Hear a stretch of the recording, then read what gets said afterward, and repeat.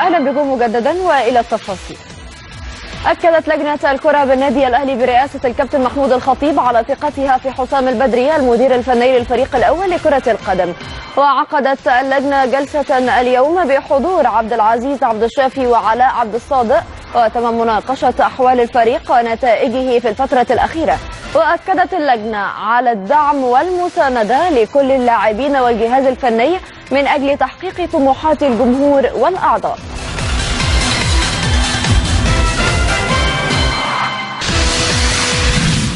استقرت لجنة الكرة برئاسة الكابتن محمود الخطيب على دراسة كل العروض المقدمة للاعبي الفريق عقب مباراة أتلتيكو مدريد الأسباني والمقرر لها السبت المقبل. وتلقى العديد من اللاعبين عروضا داخلية وخارجية سيتم البث فيها عقب المباراة الودية.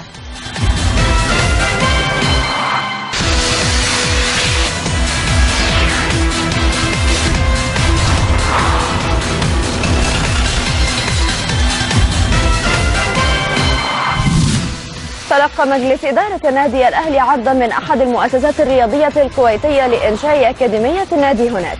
وينتهي العقد الحالي لأكاديمية النادي في الكويت مارس المقبل، ومن المنتظر أن يعلن النادي عن مزايدة في الفترة المقبلة قبل توقيع عقد جديد.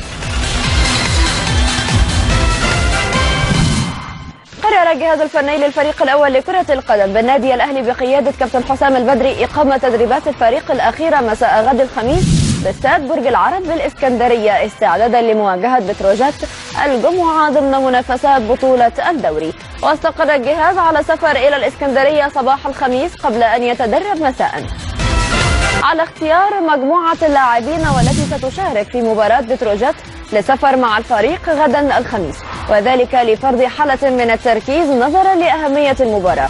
كما استقر البدري على استدعاء المجموعة المختارة لمباراة أتلتيكو مدريد يوم الجمعة للدخول في معسكر مغلق والمبيت بالإسكندرية.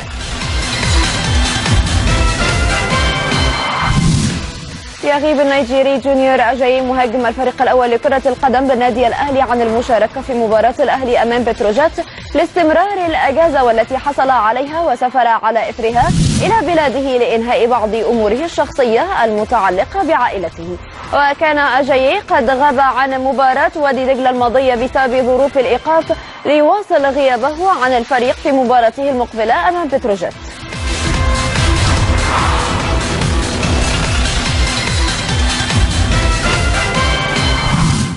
أكد أحمد أيوب المدرب العام للنادي الأهلي على أهمية مباراة أتلتيكو مدريد والمحدد لها السبت المقبل على ملعب برج العرب بالإسكندرية، والتي تقام تحت شعار السلام ضد الإرهاب.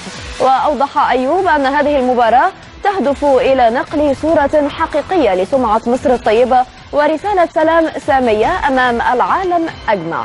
وأضاف المدرب العام للنادي الأهلي أن هذه المباراة لن تهدف إلى نتيجة فنية بقدر ما ستشهده من احتفالية كبرى تصل إلى العالم بصورة مشرفة وطيبة عن مصر في هذا الوقت الراهن. وأتمنى أيوب أن تحقق المباراة أهدافها في توصيل صورة جيدة عن مصر للعالم، وتؤكد أن شعب مصر يطمح في السلام، مؤكدا أن وجود فريق بحجم أتلتيكو مدريد سيكون له دور إيجابي في نقل هذه الصورة. شدد أحمد أيوب المدرب العام للنادي الأهلي على جدية استعدادات الفريق في مباراة بتروجيت المقبلة في الدوري الممتاز والمحدد لها الجمعة المقبل. وأضاف أن الفوز في هذه المباراة هو هدف جميع اللاعبين والجهاز الفني لاستعادة مسيرة الانتصارات. وأكد أيوب على أن الأهلي يسير بخطة جيدة في الدوري وليس بالوضع المقلق والذي يحاول البعض أن يصدره للجماهير، موضحا أن المنافسة قوية بين كل الأندية وفقدان بعض النقاط ليس نهاية المطاف. اكتفى كابتن عماد متعب مهاجم الفريق الأول لكرة القدم بالنادي الأهلي بأداء تدريبات التأهيلية على هامش ميران الفريق الجماعية اليوم الأربعاء على ملعب مختار تتش بالجزيرة. ويعاني متعب من نزلة برد أبعدته عن المشاركة في الميران الجماعي أمس الثلاثاء، حيث اكتفى بأداء تدريبات التأهيلية في الملعب وصالة الجيم على هامش ميران اليوم.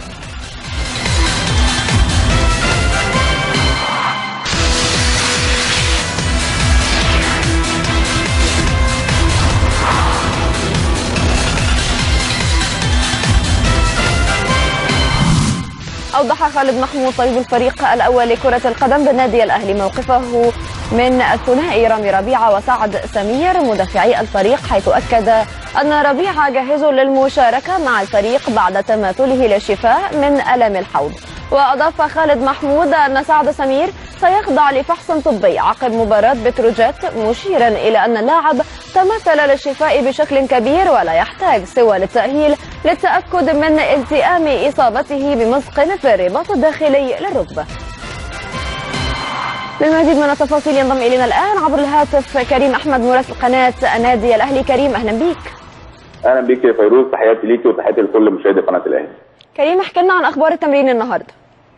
بالفعل يمكن بيستأنف النادي الاهلي تدريباته بدون راحه. امس كان التدريب طبعا عقب المباراه الاخيره، واليوم ايضا كمان تدريب كان المفروض يكون فيها الساعه 3 عصرا، لكن بدا الساعه 4 عصرا نظرا طبعا ليه سبقا لمران. كان في اجتماع للجنه الكره في قياده الكابتن محمود الخطيب رئيس مجلس اداره النادي الاهلي، وايضا المتواجد في لجنه الكره بجانب الكابتن عبد العزيز عبد الشافي والكابتن علاء عبد الصادق. اجتماع كان يمكن ما اخذش وقت طويل مع الكابتن حسام البدري والكابتن سيد عبد الحفيظ، تطرقوا يمكن لبعض الامور الخاصه بالفريق محتاج ايه الفتره القادمه، كمان الحديث عن لماذا النادي الاهلي يفقد هذه النقاط خلال المباريات الماضيه، امور كثيره تحدث عنها لجنه الكره مع الكابتن حسام البدري. تلاها على طول مباشره محاضره ليه الكابتن حسام مع كافه اللاعبين داخل غرف خلع الملابس، والحديث كان طبعا كانت في بعض الامور الفنيه ومحاضره فيديو كالعاده طبعا للجهاز الفني للنادي الاهلي، وايضا حديث عن الفتره القادمه. لابد ان النادي الاهلي الفتره القادمه يكون في تركيز شديد جدا جدا جدا خلال الايام القادمه، انطلاقا من مباراه بتروجيت. كمان فقد النقاط اتكلم عليه الكابتن حسام البدري، قال النادي الاهلي بيفقد نقاط عديده جدا، 7 نقاط في 4 مباريات، امر ما تعودناش عليه بالنسبه للنادي الاهلي، واللعيبه يمكن كمان خدت عهد على نفسها تكون انطلاقه مباراه بتروجيت ان شاء الله هي الان ان شاء الله الاقوى تكون للنادي الاهلي. بدا المران كعادته ببعض الفقرات البدنيه للكابتن انيس الشعلالي، لكن كان في تخصيص فقره طبعا لكل اللاعبين اللي بيشاركوا بصفه مستمره.